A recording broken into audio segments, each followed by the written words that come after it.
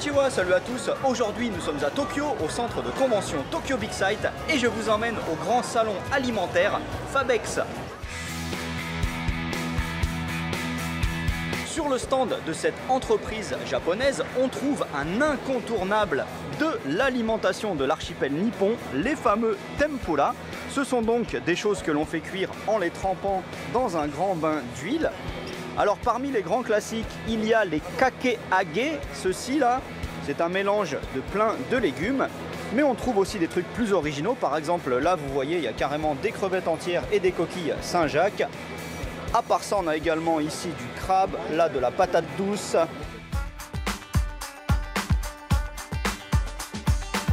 Là, il y a quelque chose d'assez original dont je tenais absolument à vous parler.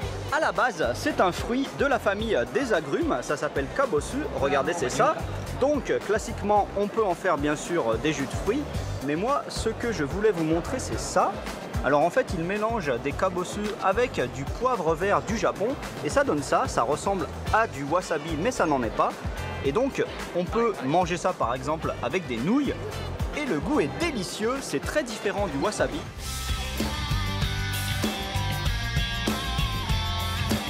Bon, nous sommes au printemps, donc vous n'échapperez pas à votre rafale de produits à base de cerisier, les sakura. D'ailleurs, regardez, ici, on nous montre un peu la façon dont on les prépare et les différents ingrédients et poudres que l'on peut obtenir à partir des sakura. Et en termes de produits, eh ben, il y a à peu près tout, hein. Depuis les chips goût sakura, le thé, qu'est-ce qu'on a ici?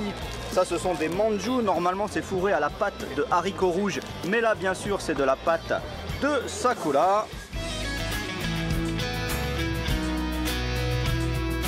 Je finis avec quelque chose d'assez surprenant, des champignons. C'est une société de la préfecture de Chiba, pas très loin au nord de Tokyo.